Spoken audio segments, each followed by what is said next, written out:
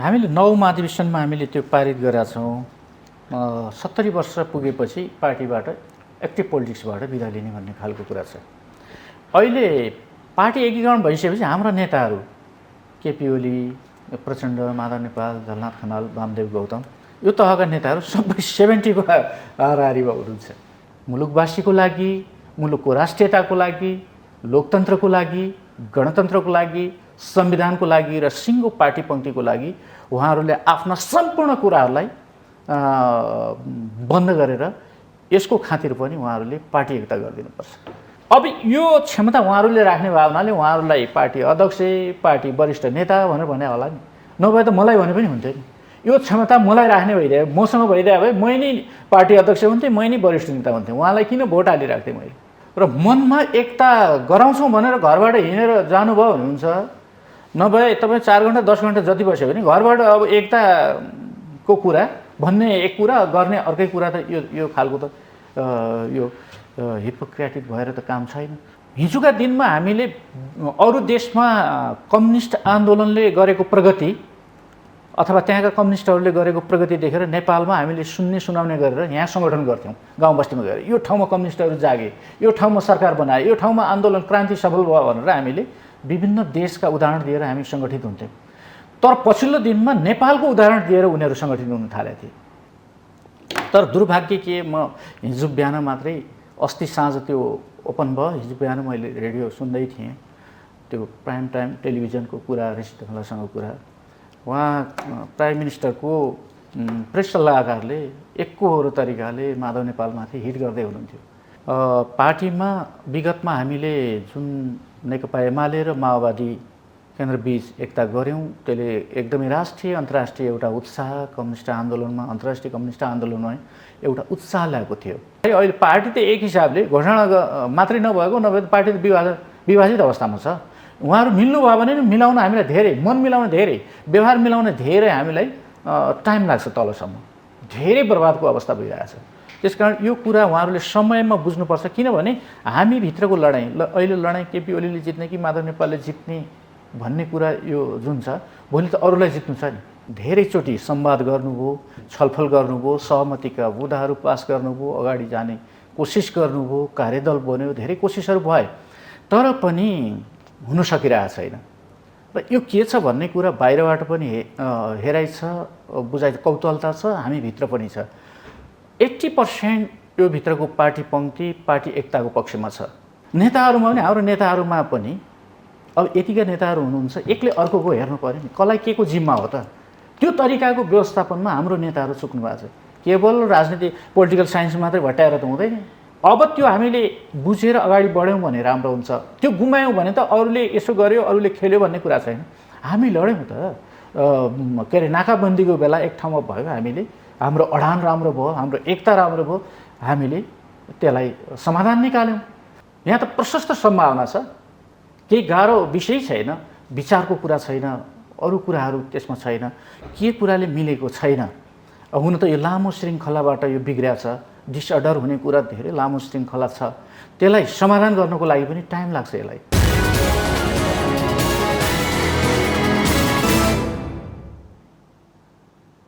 नमस्कार दर्शकबिन, स्वागत छ कार्यक्रम आजको सन्दर्भमा। म प्रताप दलाल।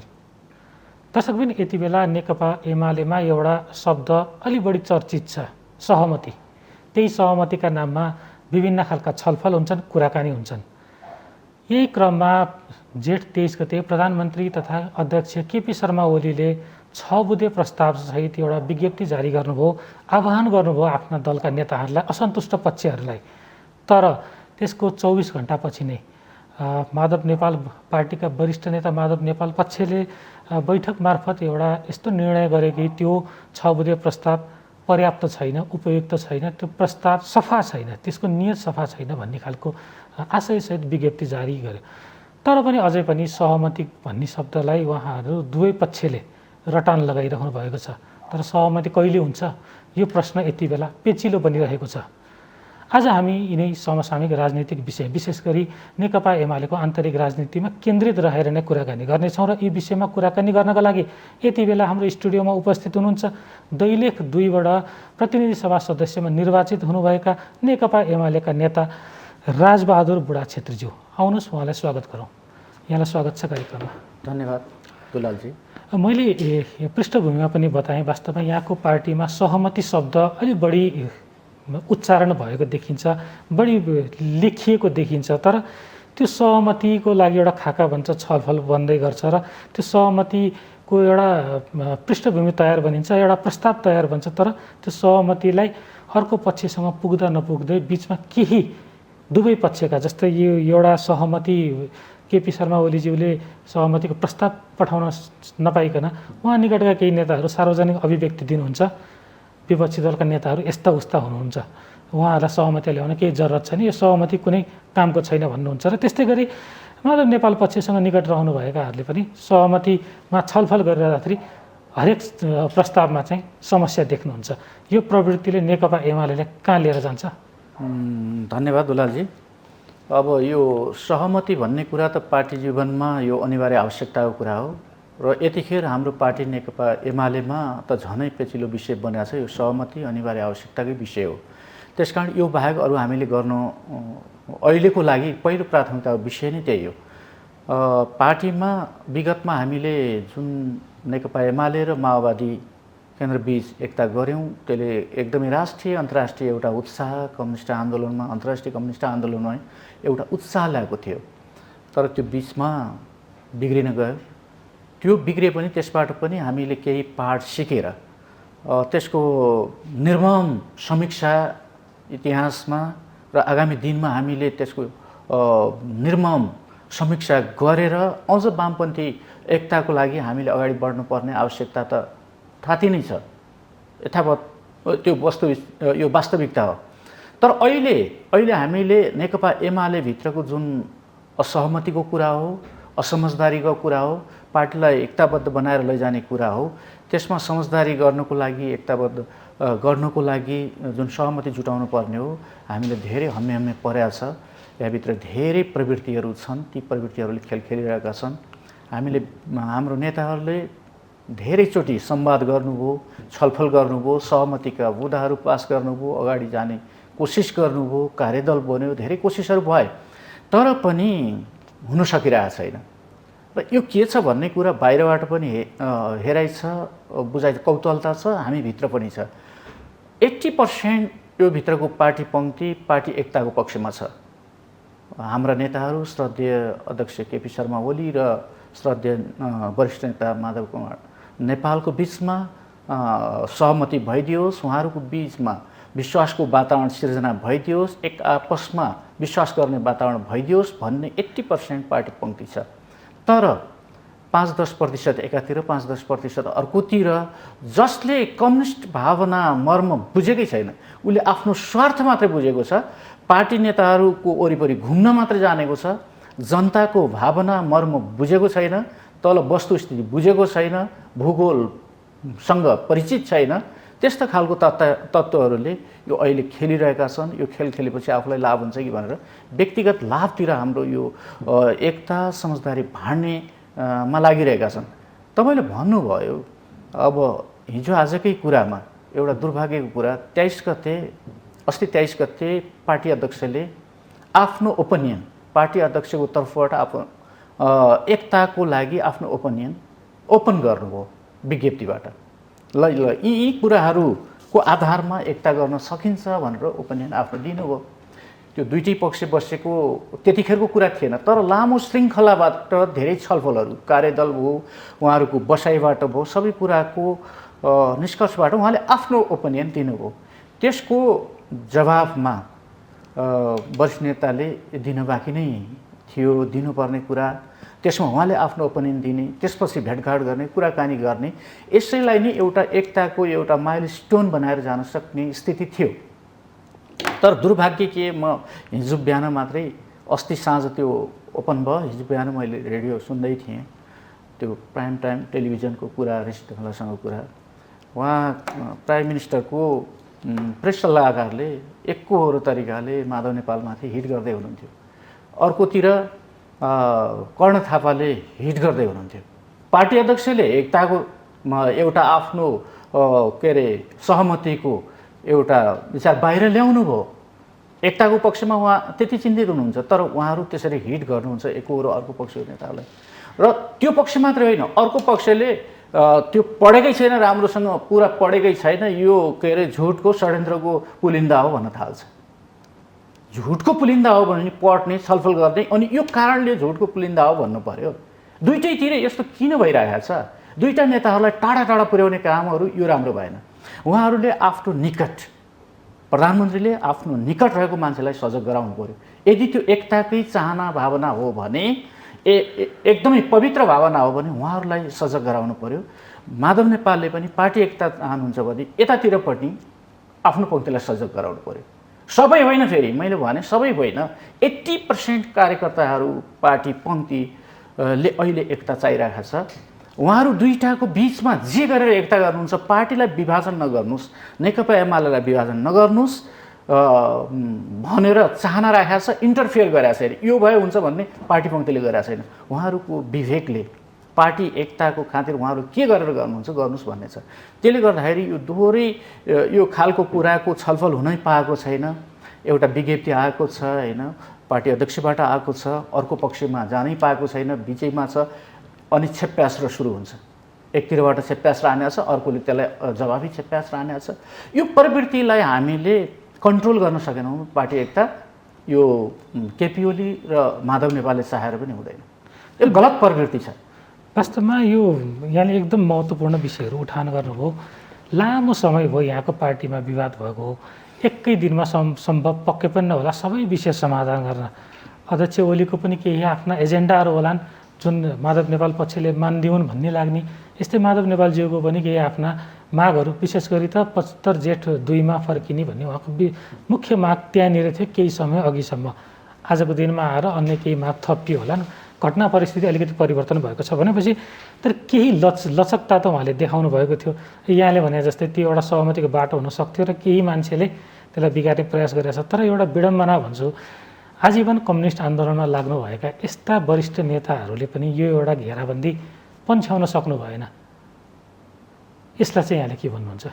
त्यही दुर्भाग्यको कुरा हो। अहिले हामीलाई के लागिरहेको छ भन्दा, अहिले बालुवाटार र कोटेश्वरको दूरी हजारौँ माइल टाढा जस्तो भइरहेको छ।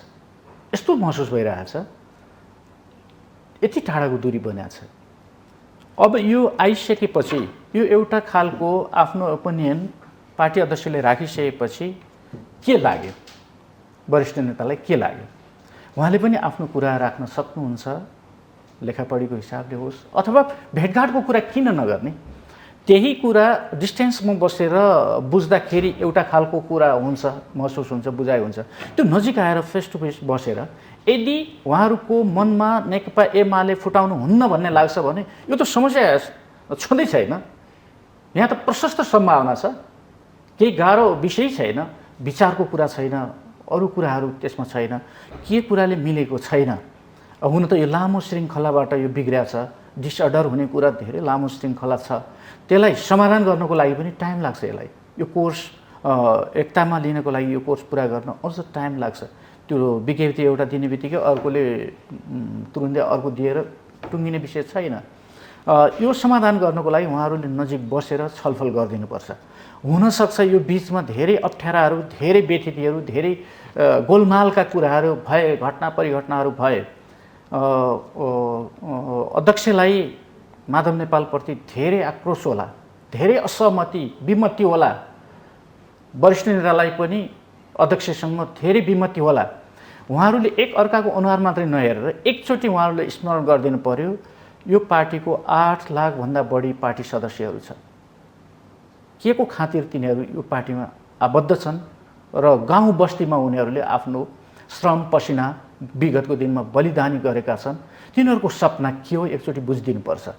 नेकपा एमाले विभाजन भयो भने नेकपा एमाले मात्रै दुर्घटनामा पर्ने होइन, यो देशको लोकतन्त्र, यो देशको संविधान निर्माण गर्ने शक्ति, त्यसको कार्यान्वयन गर्ने शक्ति, यो देशको राष्ट्रियताको लागि अग्रपङ्क्तिमा पहिलो नम्बरमा उभिएको शक्ति विभाजन भयो भने के हुन्छ? आज मान्छेले त्यो हेरिरहेका छ। संविधानको हालत के होला, लोकतन्त्रको हालत के होला, राष्ट्रियताको अवस्था के होला देखिहाल्यौँ नि हामीले। यो बिचमा पार्टीमा गोलमाल भएको बेलामा दुईटा नेताहरू एक आपसमा सहमति नभएको बेलामा, दुईटा मात्रै नभनौँ, अरू नेताहरू हुनुहुन्छ, वरिष्ठ नेता जेहान खनाल हुनुहुन्छ, वामदेव गौतम हुनुहुन्छ, उहाँहरू सिनियर नेताहरू एक ठाउँमा आएर नबसिदिनाले यो उहाँहरूको दूरी यति माइल टाढा भइदिएको छ हेर्नुहोस्। जबकि बालुवाटार र डल्लु, बालुवाटार र खुमलटार, बालुवाटार र कोटेश्वरको बिचमा 7 समुद्र बगिरहेछ। उहाँहरूको भेटघाट सजिलो छैन भने जस्तो स्थितिबाट आज यो गुज्रिरहेको अवस्था छ। र त्यसैले यो कुरालाई, यो दूरी घटाउनु पर्ने अवस्था छ। उहाँहरूले त्यो कुरा बुझिदिनुपर्छ। आज केवल उहाँहरू मात्रै होइन, उहाँहरूको व्यक्तिगत कुरा मात्रै जोडिँदैन, उहाँहरू त एउटा राष्ट्र बनिसकेको अवस्था हो। उहाँहरूको व्यक्तित्व अहिले राज्यसँग जोडिएको, राष्ट्रियतासँग जोडिएको, संविधानसँग जोडिएको, लोकतन्त्रसँग जोडिएको उहाँहरूको व्यक्तित्व छ, उहाँहरूको इतिहास छ।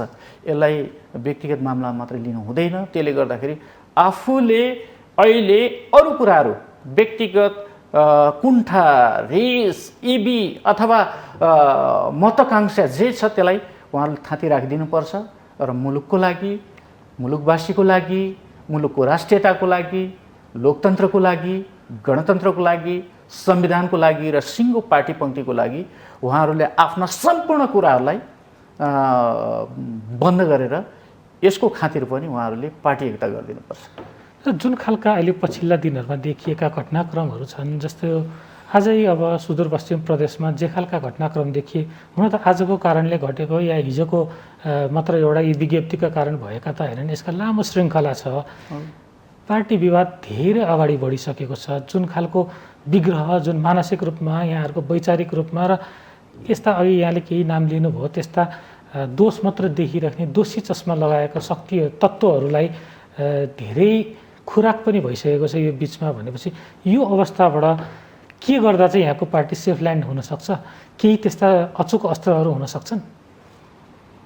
होइन, मुख्य कुरा त के हो भने पार्टीभित्र धेरै मनहरू छन्, धेरै नेताहरू छन्, धेरै मन छन्, धेरै कार्यकर्ताहरू छन्, धेरै मन छन्।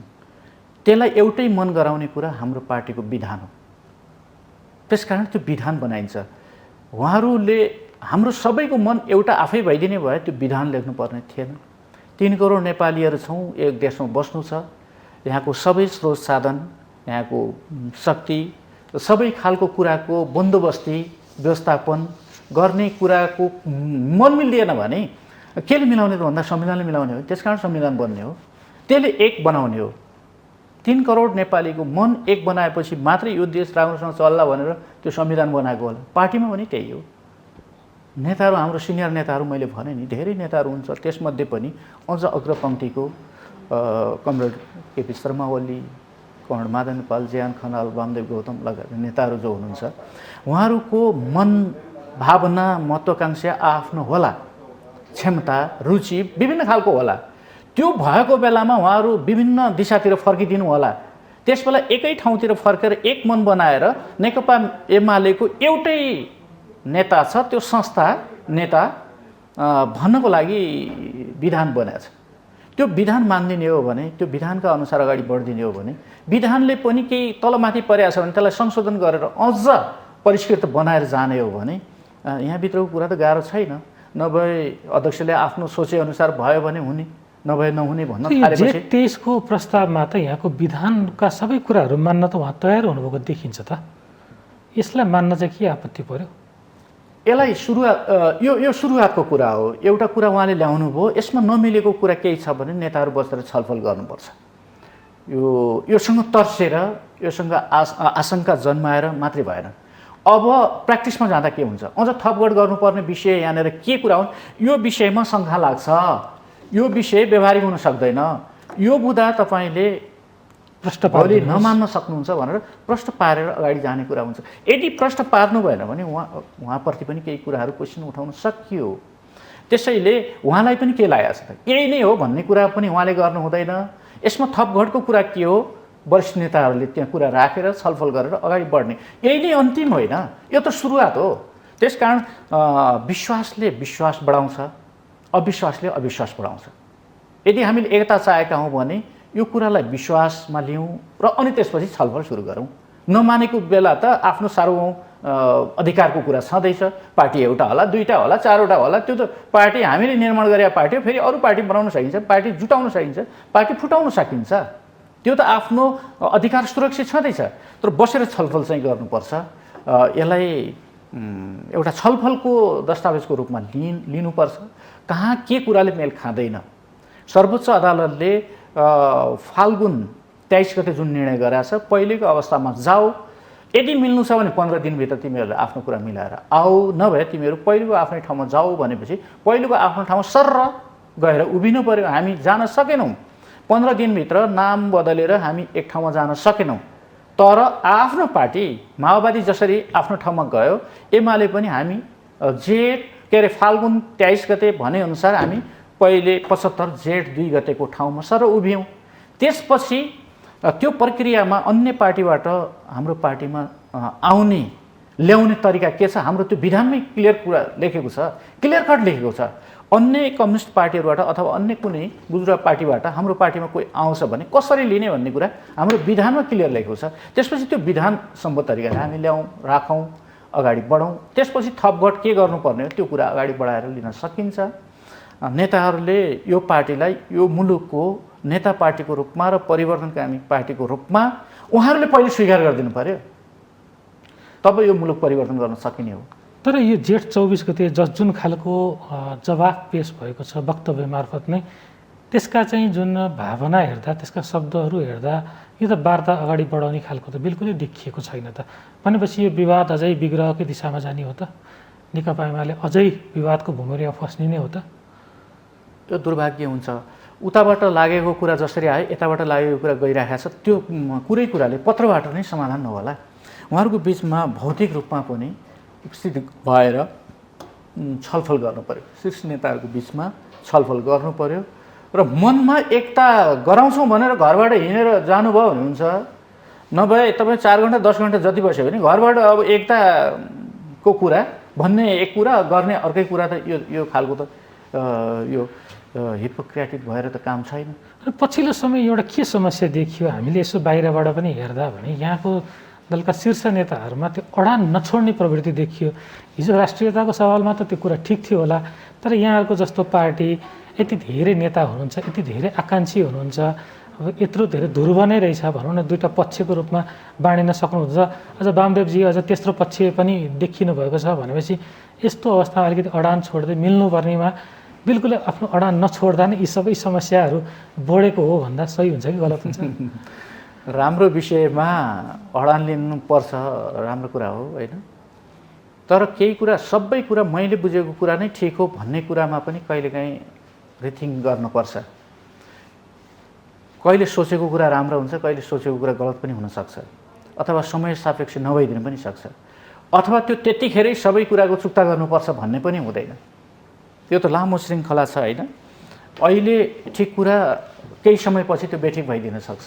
त्यसमा यो सबै कुराको तालमेल मिलाएर जाने हो। अडान राम्रो कुराको लागि राम्रो हो, तर अडानको नाममा अडान गरेर राम्रो हुँदैन।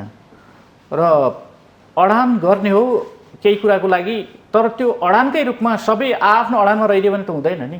अगाडि पछाडि सर्न त सक्नु पऱ्यो नि। लडाइँमा जाँदाखेरि हामी त भनिरहेछ नि, हाम्रो एउटा दार्शनिक पक्ष हो, लडाइँ लड्न जाँदाखेरि 2 पाइला अगाडि, के अरे 1 पाइला अगाडि 2 पाइला पछाडि भन्छ। 1 पाइला अगाडि सरेर 2 पाइला पछाडि पनि सर्न सक्नु पर्यो, नभए शत्रुले भेटाउन सक्ने अवस्था हुन्छ। त्यसले गर्दाखेरि 2 पाइला पछाडि सर्नु र 1 पाइला अगाडि सर्नु भने त प्रगति होइन भन्ने कुरा होइन। त्यो त लडाइँको एउटा प्रिन्सिपल हो। त्यसरी जानु पर्यो।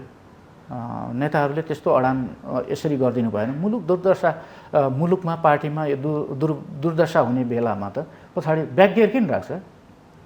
गाडीको अगाडि मात्रै दौडिने हुँदैन, पछाडि सर्ने पनि हुन्छ नि। नेताहरूको पनि हुनु पर्यो। त्यो हुन सकेको अवस्था छैन एउटा कुरा। र अर्को कुरा एउटा के भने जस्तो यो पार्टी विवादमा यो समाधानै हुँदैन भन्ने निष्कर्ष बारम्बार निस्कियो। त्यस कारणले पनि आफ्नै हिसाबमा अगाडि बढ्ने भाव र अब त फर्किन पनि मन नलागे हो कि जस्तो पनि देखिन्छ। यस्तो अवस्था यहाँले चाहिँ देख्नुहुन्छ कि हुन्न? हो, धेरै तिक्तता बढाएको छ। तलैसम्म तिक्तता बढाएको छ। एकदम यसरी तिक्तता बढ्यो कि हाम्रो महाधिवेशनमा 9 महाधिवेशनमा दुईटा उहाँहरूको सहमतिबाट नै 2टा प्यानल बनाएर नाम छपाएर 2टा लिस्ट बनाएर चुनाव लडेको। त्यो नै एउटा दुर्भाग्य थियो। अहिले त्यो तलसम्म स्थापित भइहाल्यो। एउटाको नाम एउटाको खातामा टिपाइसक्यो भने अर्को हेर्ने नजर नै अर्को हुँदो रहेछ। बिचमा विभिन्न खालका एजेन्डाहरू होलान्। कहिलेकाहीँ मलाई एकातिरको एजेन्डा मन पर्ला, केपी ओलीले ल्याउनु भएको एजेन्डा मन पर्ला, कहिले माधव नेपालले ल्याएको मन पर्ला, कहिले वामदेवले ल्याएको मन पर्ला, होइन यस्तै अथवा मैले मेरो आफ्नो छुट्टै स्वतन्त्र विचार पनि आउला। त्यो त लिनु पाउनु पऱ्यो नि पार्टीभित्र, एउटा पार्टीभित्र विधान प्रक्रियालाई मानेर त्यसको साथ सीमाभित्र रहेर त्यो गर्न पाउनु पऱ्यो। यहाँ त के भयो भने हेर्दाखेरि कहिलेकाहीँ एउटाको आएको छ भने अर्कोले गलत त्यही महाधिवेशनको खाताको नजरबाट पल्टाउँछ, त्यो खातामा छ भन्छ। हरेक व्यवहार नै त्यस्तो खालको हुन थाल्यो। अहिले त झन् तलसम्म माथिका घटनाक्रमले तलसम्म एउटा स्थापित रूपमा 2टा चिरा बनेर बसेको छ, तल गाउँ बस्ती झुपडीसम्म।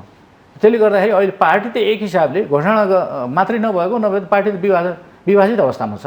उहाँहरू मिल्नुभयो भने नि मिलाउन हामीलाई धेरै, मन मिलाउन धेरै, व्यवहार मिलाउन धेरै हामीलाई टाइम लाग्छ। तलसम्म धेरै बर्बादको अवस्था भइरहेछ।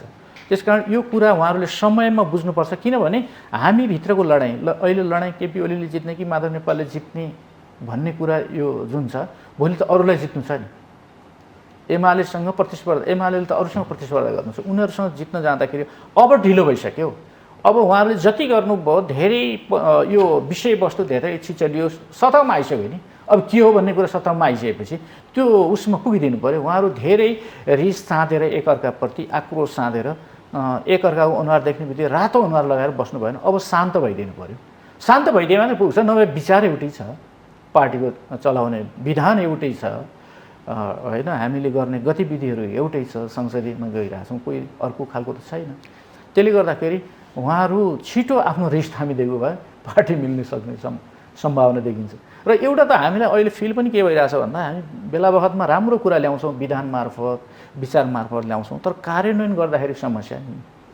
हामीले 70 वर्ष पुग्यो भने उहाँहरू सम्मानित तरिकाले बस्नुपर्ने, एक्टिभ लाइफबाट बिदा लिनुपर्ने भन्ने खालको हाम्रो विधान 9 महाधिवेशनमा हामीले पास गऱ्यौँ। ठिक छ, हामी यो प्रसङ्गमा हामी विज्ञापनपछि आउनेछौँ। हाम्रो छलफल जारी नै रहनेछ। दर्शक पनि यति बेला कार्यक्रममा पालो भएको छ विश्रामपछि हामी आउने नै छौँ। हामीसँगै रहनुहोला।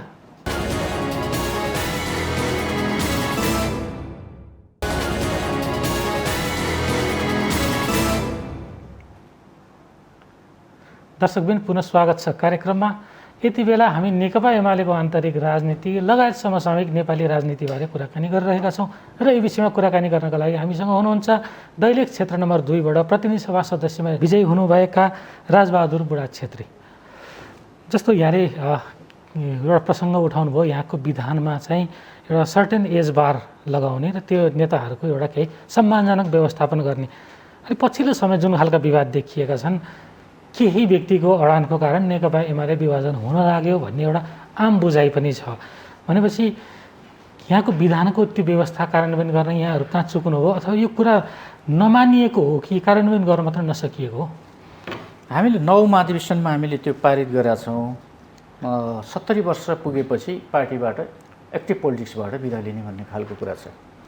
अहिले पार्टी एकीकरण भइसकेपछि हाम्रा नेताहरू केपी ओली, प्रचण्ड, माधव नेपाल, झलनाथ खनाल, वामदेव गौतम, यो तहका नेताहरू सबै 70 को हाराहारीमा हुनुहुन्छ।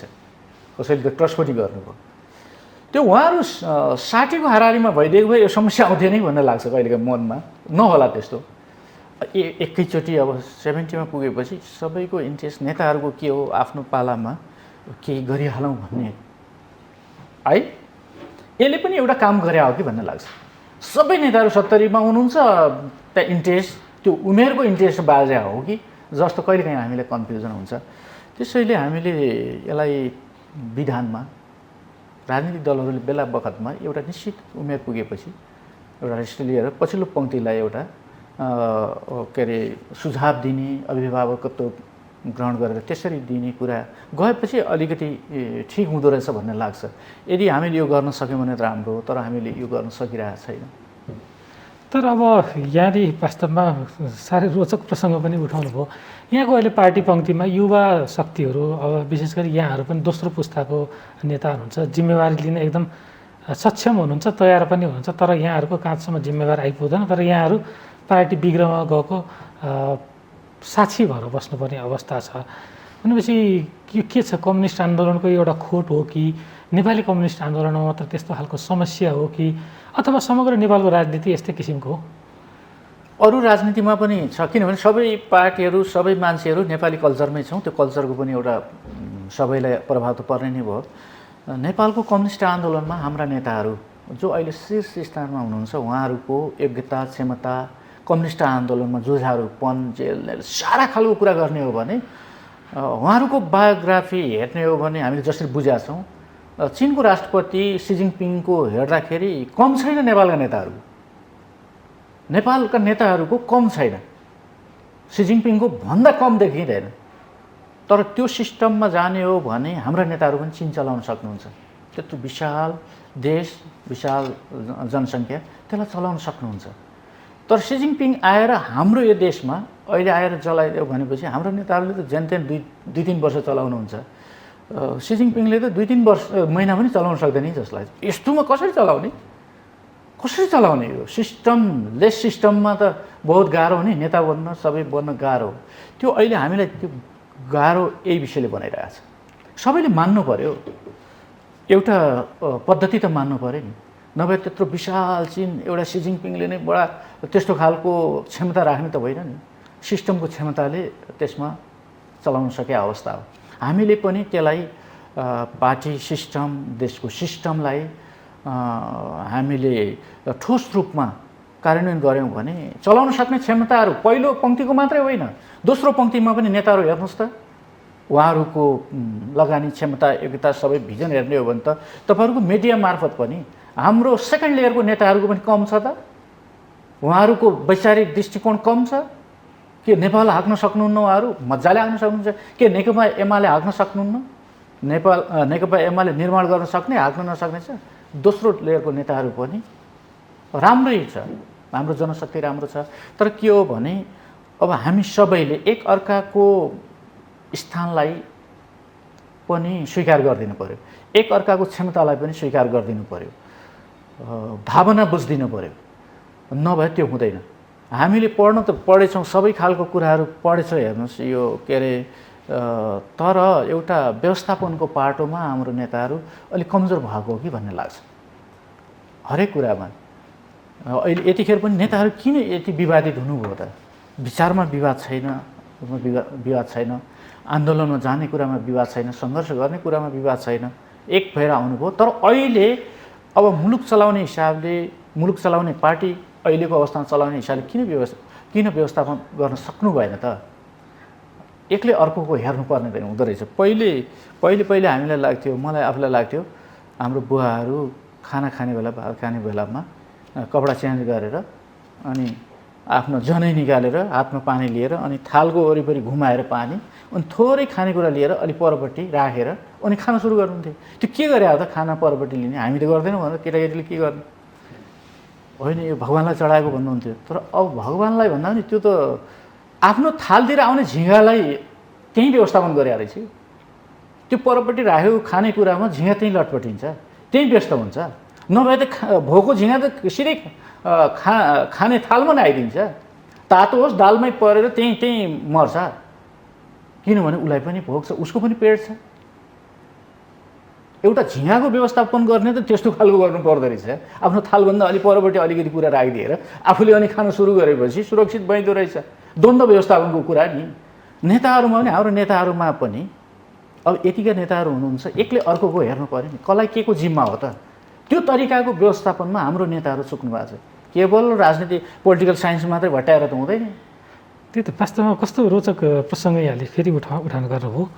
यहाँको अहिले दलमा एउटा कस्तो खालको समस्या देखियो भने असन्तुष्ट भनिएका सांसदको सङ्ख्या 26 जना छ।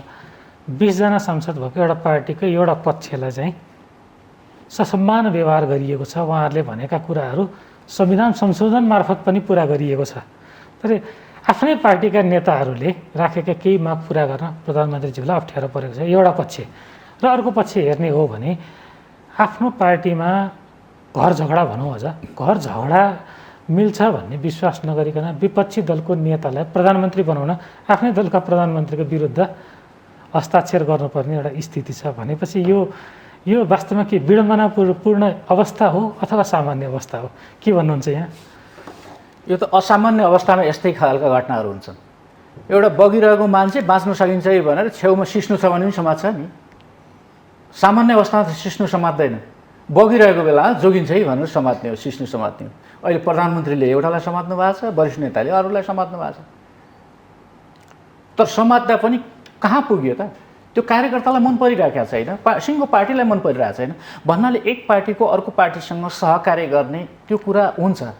किनभने हामी बहुदलीय प्रतिस्पर्धा छौँ, त्यसमा सहकार्य बहुदलीय व्यवस्थाको बिचमा सहकार्य पनि हुन्छ, संसदीय सहकार्य हुन्छ, त्यो आफ्नो ठाउँमा छ।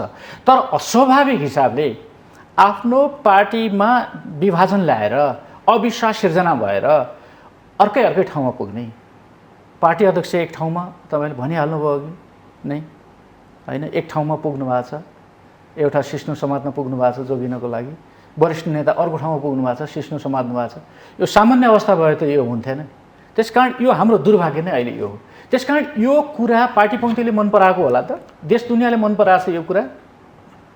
पार्टी अध्यक्षले प्रधानमन्त्रीले गरेको काम र अनि त्यसपछि के अरे वरिष्ठ नेताले गरेको काम यो रिसमा एकले अर्कोलाई तह लगाइदिने अथवा त्यसलाई देखाइदिने जवाफी त्यस्तो खालको मैले भने नि अघि मिसाइल हान्ने काम एकले अर्को ठाउँमा हानेछ, अर्कोले अर्को ठाउँमा। यो गर्न आवश्यकै छैन। के कारणले त्यो उहाँहरूलाई बाध्य हुनु पर्यो त्यो सिस्नु समात्न? आफै जोगिया छ त। यदि दुईटा नेताहरू जोगिने हो भने 121 जना नेकपा एमालेको 121 जना सांसदहरू संसदीय दल एक ठाउँ राख्ने हो भने सरकार बनाउनको लागि 15-20 जनाको त केही समस्याको कुरा होइन। कार्यगत एकता गर्न सकिन्छ, त्यो गर्न सकिन्थ्यो। त्यसकारण अझ जे गर्नुभएको छ अझै त्यहाँभन्दा अगाडि नबढ्नुहोस्, पछाडि फर्किनुहोस् भनेर हाम्रो आह्वान छ, पार्टी पङ्क्तिको आह्वान छ, अनुरोध र आग्रह छ। उहाँहरू पछि फर्किदिनुहोस्। झन् त्यसरी जानुभयो भने जोगिन सक्ने अवस्था छैन, दुइटै बग्नुहुन्छ, पार्टी बग्छ। यहाँ अब अलिकति पार्टीका तल्लो तहका कार्यकर्ताहरूसँग प्रत्यक्ष सम्पर्कमा हुनुहुन्छ, किनभने यहाँलाई त चुनाव जित्नुपर्छ, आफ्नो क्षेत्रबाट सांसद भएर आउनुपर्छ, पार्टीको प्रतिनिधित्व गर्नुपर्छ, सम्भवतः पार्टीको प्रचार गर्नुपर्ने होला, पार्टीलाई जीवन्त राख्नुपर्ने होला। यहाँको दैलेख दुई क्षेत्रका एमाले कार्यकर्तामा चाहिँ कस्तो सन्देश प्रभाव भएको छ अहिलेको पछिल्लो घटनाक्रमले? यसले राम्रो हुने त कुरै भएन। हरेकको निन्द्रा हराम भएको छ, सर्वसाधारण तलको साधारण सदस्यको पनि निन्द्रा हराम भएको छ। किनभने यो पार्टीमा लागिरहेछ, यही पार्टीको माध्यमबाट सबै खालको लगानी यसमा छ। एउटा वडा सदस्य हुन्छु भन्नेले पनि तल एकदम निधारमा पसिना बगाएर गाउँ बस्तीमा जनताको बिचमा गएको छ, पार्टीको कुरा लिएर गइरहेछ, सङ्गठनमा लागिरहेछ। अब माथि नेताहरूले यस्तो खालको गरिदियो भने सबै दुर्घटनामा जान्छ, पार्टी दुर्घटनामा जान्छ, सबैको भाग्य भविष्य दुर्घटनामा जान्छ। त्यसकारण यो कुरा त उहाँहरूले बुझिदिनु पर्यो। यो तलसम्मको कार्यकर्ताहरू निन्द्रा अहिले कस्तो भइराख्यो होला भन्ने बुझिदिनु परेन। आज सुन्छ वार्ता हुँदैछ भनेपछि सबैको अनुहारमा उज्यालो अनुहार देखिन्छ, वार्ता हुँदैछ, कार्यदल बन्यो, दुईटा नेताहरू बस्नुभयो, 4 घन्टा छलफल गर्नुभयो। सर देशभरिमा देश विदेशमा भएका नेकपा एमालेका कार्यकर्ताहरू एकदम उज्यालो अनुहारमा आउनुहुन्छ, धेरै खुसी हुन्छ। त्यो दिनमा हाँसी खुसी। अब दुईटै पक्ष भएको छ भने पनि उहाँहरूको बिचमा बस्ने एउटा चिया पसलमा सँगै बसेर चिया खाने हुन्छ। भोलिपल्ट आउँछ यो त बिग्रियो अरे भनेपछि फेरि सँगै चिया पसलमा नभएर फरक चिया पसलमा बस्ने स्थिति हुन थाल्यो। अनुहार बिग्रिने सर एकैचोटिको न्युजले तपाईँको उज्यालो अनुहार आउँछ देशैभरिको कार्यकर्ताको। एकचोटिको बिग्रेको समाचारले, माथिको बिग्रेको समाचारले तल अँध्यारो अनुहार हुन्छ। त्यो कुरा त उहाँहरूले बुझिदिनु पऱ्यो नि। यति जिद्दी गर्नु हुँदैन, यति जिद्दी त गर्नु हुँदैन। यो त हट नै भयो कि साह्रै हट भयो। यो कुराबाट उहाँहरूले बुझिदिनुपर्छ, यो गर्न हुँदैन। र यति बेला वास्तवमा गैर कम्युनिस्टहरूले विश्व कम्युनिस्ट आन्दोलनको उदाहरण दिएर विश्वमा कम्युनिस्टहरूले पातलिँदै पनि गएका छन्। कतिपय देशमा कम्युनिस्टहरू बिस्तारै सकिँदै पनि गएका छन्। अब कम्युनिस्टहरूले बिस्तारै कम्युनिस्ट चरित्र छोड्दै गएका छन्। नेपालमा अहिले जुन खालको एउटा वास्तवमा यहाँलाई पनि मैले एक बुदामा सोध्यो भने खास यहाँको पार्टीको विवाद के भन्दा यहाँलाई भन्न सकस हुने अवस्था छ। खास विवाद त केही पनि छैन। यसो हेर्दा 6 बुँदे हेर्दा प्रधानमन्त्रीज्यूले सबै कुरा मान्दै जस्तो पनि देखिन्छ। फेरि यतापट्टि 5 पृष्ठको प्रतिक्रिया हेर्दा होइन के पनि मिलाइरहन्छ, सबै झुटको पुलिन्दा रहेछ भन्ने जस्तो पनि देखिन्छ। भनेपछि यो खालको विग्रहले नेपालको कम्युनिस्ट आन्दोलनलाई कतै अवनतितिर लिएर गएको त होइन? त्यस्तो जुन आशंका व्यक्त गरिएको छ यसमा सत्यता देख्नुहुन्छ यहाँ? हामी दुईटा शक्तिशाली कम्युनिस्ट पार्टी मिलेर एउटा झन शक्तिशाली कम्युनिस्ट पार्टी बन्यो नि, नेकपा एमाले र नेकपा माओवादी केन्द्र। हिजोका दिनमा हामीले अरू देशमा कम्युनिस्ट आन्दोलनले गरेको प्रगति अथवा त्यहाँका कम्युनिस्टहरूले गरेको प्रगति देखेर नेपालमा हामीले सुनाउने गरेर यहाँ सङ्गठन गर्थ्यौँ। गाउँ बस्तीमा गएर यो ठाउँमा कम्युनिस्टहरू जागे, यो ठाउँमा सरकार बनाए, यो ठाउँमा आन्दोलन क्रान्ति सफल भयो भनेर हामीले विभिन्न देशका उदाहरण दिएर हामी सङ्गठित हुन्थ्यौँ। तर पछिल्लो दिनमा नेपालको उदाहरण दिएर उनीहरू सङ्गठित हुन थालेका थिए। एउटा अन्तर्राष्ट्रिय कम्युनिस्ट आन्दोलनमा नेपालको कम्युनिस्ट आन्दोलन, कम्युनिस्ट एकताको नेपाल कम्युनिस्ट पार्टी जुन हामीले निर्माण गऱ्यौँ पछिल्लो चरणमा, त्यसले त एउटा उचाइ लिएको थियो, त्यसले त एउटा सन्देश दिएको थियो। उदाहरणै हामी बनाएको थियौँ। पहिले हामी अरू ठाउँको उदाहरण दिन्थ्यौँ, अहिले हाम्रो नेपालको उदाहरण दिएर अरू ठाउँमा सङ्गठित कम्युनिस्टहरूमा ऊर्जा मिलिरहेको अवस्था थियो। यो हाम्रो सौभाग्यको कुरा थियो। नेपालका कम्युनिस्टहरूको, नेपालका कम्युनिस्ट लिडरहरूको उहाँहरूले यति हाइट गेन गर्नुभएको थियो, एउटा विश्व इतिहासमा एउटा उदाहरण बन्नुभएको थियो। तर त्यो उहाँहरूले व्यवस्थित गर्ने कुरा आन्तरिक व्यवस्थापनको पाटोमा त्यति ख्याल गर्नु भएन। मिलाउने कुरा त्यति सुझबुझका साथ मिलाउन सकिएन। एक मना नबनाउँदै पार्टीलाई एउटा होमोजिनियस एउटा युनिटी कायम नगर्दै अंश बन्डाको कुरा, सबै खालको कुरा, यो व्यवस्थापनको कुरामा यति नेग्लिजेन्स गर्नुभयो। अब त यति हो के अरे हाम्रो जिम्मेवारी, यतिमै चलिहाल्छ भनेर हल्का फुल्का हिसाबले लिएको जस्तो भयो। त्यो मिलाउन सकिन, साङ्गठनिक हिसाबले हामी मिल्न सकेनौँ, भावनात्मक हिसाबले मिल्न सकेनौँ। हाम्रो कल्चरल्ली हाम्रो त एउटा शान्तिपूर्ण सङ्घर्षको बाटोबाट थियो, एउटा सशस्त्र द्वन्द्वको बाटोबाट आएको दुईटा कम्युनिस्ट पार्टी, एउटा वर्गीय चिन्तन र एउटा डेस्टिनेसन एउटा छ भन्दैमा त्यहाँभित्र त विविधता धेरै थियो नि। त्यो विविधतालाई एकताबद्ध गराउने कुरा, त्यसलाई समान हिसाबले मिसाउने कुरा टुङ्गो नलाग्दै धेरै कुरा लथालिङ्ग भयो, अर्को ठाउँमा पुग्यो। त्यो नेताहरूको सुझुझ पुगेन, त्यो तलको कार्यकर्ताहरूको दोष होइन। यो कुराको लागि अहिले अब कम्युनिस्ट आन्दोलन त्यसलाई अगाडि बढाएको भए यो हामी संसदीय बाटोबाटै नै अगाडि जाँदा हामी 15-20 वर्ष सजिलोसँग देश हाँक्न सक्ने अवस्था हुन्थ्यो र मुलुक परिवर्तन गर्न सक्ने राम्रो अवसर थियो। मुलुकको राष्ट्रिय स्वाभिमान उच्च पार्ने एउटा अवसर थियो। नेपालको कम्युनिस्ट आन्दोलनलाई, कम्युनिस्ट नेताहरूलाई राष्ट्रिय अर्थतन्त्रको विकास गर्ने एउटा राम्रो अवसर थियो। मुलुकको भौतिक परिवर्तन गर्ने एउटा राम्रो अवसर थियो र समृद्ध नेपाल, सुखी नेपाली भनेर हामीले नारा मात्र ल्यायौँ। हाम्रो सबै यो कुरा हामीले बिग्रेको कुरा, बिग्रिन थालेको कुरालाई सजगता नभएर अहिले हामी एकदम अधुरो अवस्थामा पुग्यौँ। अहिले त अस्तित्व रक्षाको लागि हामी लड्नु परिरहेका छ। जस्तो यहाँले एउटा प्रसङ्ग पनि उल्लेख गर्नुभयो, जुन 15 वर्षसम्म यहाँहरू सहजै नेतृत्व गर्न सक्नुहुन्थ्यो मुलुकको, त्यो अवस्थामा पुग्नुभएको थियो। तर यो अवस्था भूराजनीतिको हिसाबले, तपाईँको अन्तर्राष्ट्रिय राजनीतिक हिसाबले चाहिँ केही शक्तिलाई अपाच्य पनि थियो भन्ने खालको बेला बखत कुरा हुने गरेको छ। र अहिले यतिखेर यहाँको पार्टीमा जुन विवादको दुईवटा पक्ष देख्दा एकअर्कालाई औँला तेर्साएर के भनिरहेको छ भने विदेशी शक्तिको कारण यी सब गतिविधि भइरहेको छ भन्ने रहेछ। यहाँ चाहिँ त्यस्तो सम्भावना देख्नुहुन्छ? के छ यो भूराजनीतिक कारणले यहाँको पार्टीहरू एक रहन नसकेको हो त? नेपालको राजनीतिमा, नेपालको शासनमा बाहिरको दृष्टि, आफ्नो इन्ट्रेस्ट नभएको त होइन। विगतदेखि नै राणाको पालामा होला राजतन्त्रले प्रत्यक्ष रूपमा यो देशको के अरे राज्य सञ्चालन गरिरहेको बेलामा पञ्चायतकालमा यो हामीले देखेकै अवस्था हो, भोगेकै कुरा हो। कसले कति बुद्धिमत्तापूर्ण तरिकाले काम गर्यो, कसको डिप्लोमेसीले कति काम गर्यो, कसको अडानले कति काम गर्यो, कसको ट्याक्टिक्सले कति काम गर्यो भन्ने कुरा हाम्रो अगाडि इतिहास सर्लङ्ग छ। हाम्रो अगाडि पनि त्यो नहुने होइन, त्यो चुनौती हाम्रो पनि छ र अहिलेसम्म बिग्रिसकेको अवस्था छैन, अब बिग्रिन सक्छ। हामीभित्रको युनिटी एकदम हामीले मजबुत पार्यौँ भने कसैले छिर्न सक्ने अवस्था छैन। सहअस्तित्वको हिसाबले हामीले चीनसँग गर्ने हो कि भारतसँग गर्ने हो कि अमेरिकासँग गर्ने हो, कुन देशसँग गर्ने हो, सहअस्तित्वको हिसाबले हामीले सहकार्य गरेर जाने वातावरण बन्छ। अरू पनि देशहरू छन्, विश्वका सबै देशहरू बराबर त्यो के अरे अमिल लिएर, बराबर क्षेत्रफल छुट्याएर, बराबर भूगोल छुट्याएर, बराबर स्रोत साधन छुट्याएर बनाएको छैन। साना ठुला धेरै छन्, त्यसमध्येका हामी पनि पऱ्यौँ। हामीभन्दा ठुला पनि होलान्, हामीभन्दा साना पनि होलान्। सबै अहिले त पहिलेको जस्तो अवस्था त छैन। कुनै बेला कसैले दास बन्नुपर्ने होइन, कसैले उपनिवेश बन्नुपर्ने त्यो अवस्था त छैन।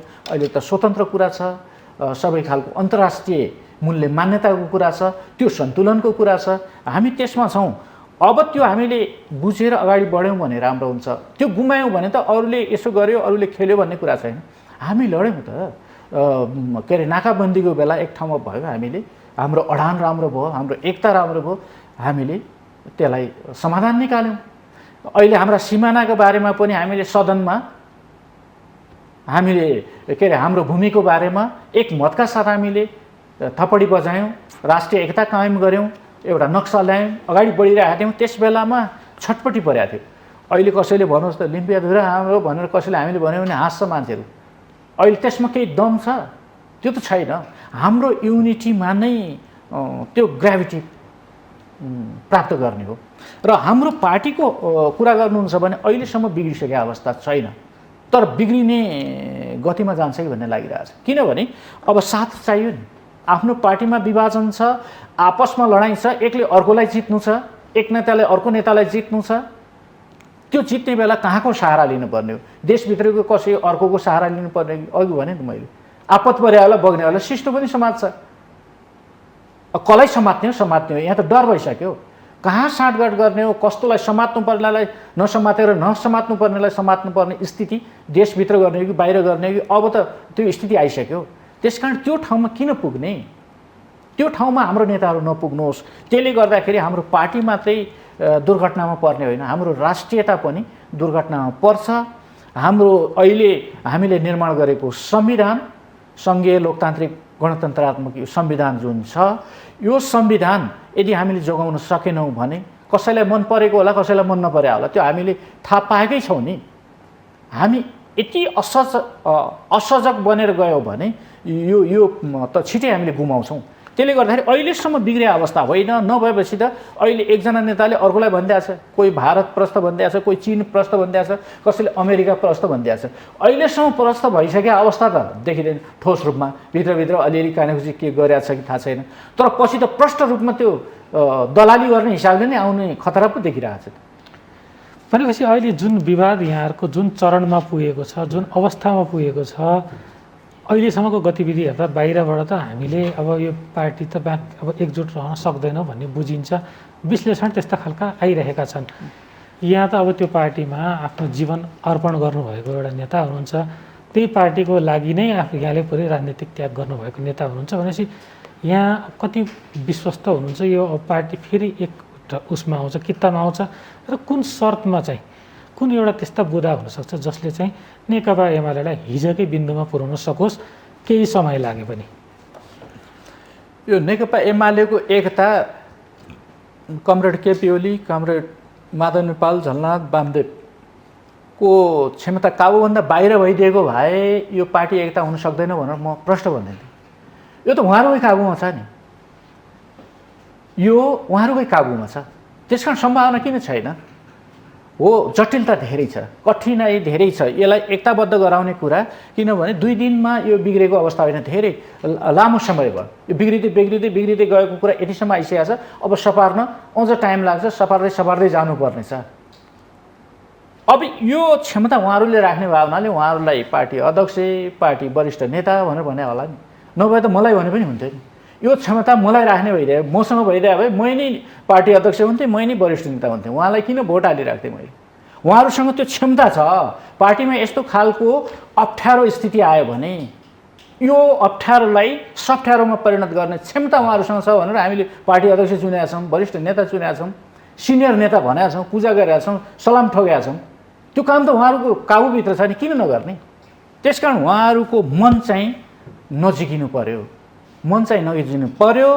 सुदूर भविष्यलाई हेरेर, कम्युनिस्ट आन्दोलनको सुदूर भविष्यलाई हेरेर यो पार्टी पङ्क्तिमा लागेका 8-10 लाख पार्टी सदस्यहरूको सुदूर भविष्यलाई हेरेर, यो मुलुकको भविष्यलाई हेरेर उहाँहरूले जति अप्ठ्यारो परे पनि आफ्नो मुटुमा ढुङ्गा राखेर पनि यो निष्कर्षमा पुग्नुपर्छ, यो निर्णय उहाँहरूले दिनैपर्छ।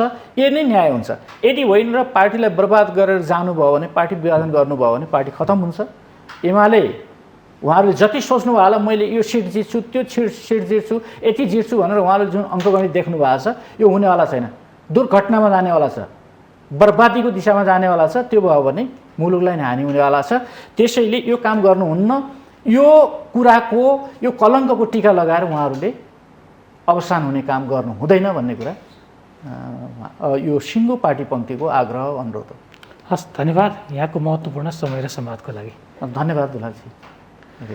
दर्शकबिन, आजको श्रृङ्खलामा हामीले नेकपा एमालेको आन्तरिक विवाद र पछिल्लो समय पार्टीका दुई पक्षले प्रस्ताव गरेका बुँदाहरू, प्रस्तावहरूका विषयमा सघन कुराकानी गऱ्यौँ र यी विषयमा कुराकानी गर्नका लागि स्टुडियोमा उपस्थित हुनुहुन्थ्यो नेकपा एमालेका तर्फबाट दैलेख क्षेत्र नम्बर 2बाट प्रतिनिधि सभा सदस्य चुनिनुभएका राजबहादुर बुढा छेत्रीज्यू। आजको श्रृङ्खलामा यति नै। सत्य, तथ्य र निष्पक्ष समाचारको लागि हेर्दै रहनुहोला माउन्टेन टेलिभिजन HD। नमस्कार।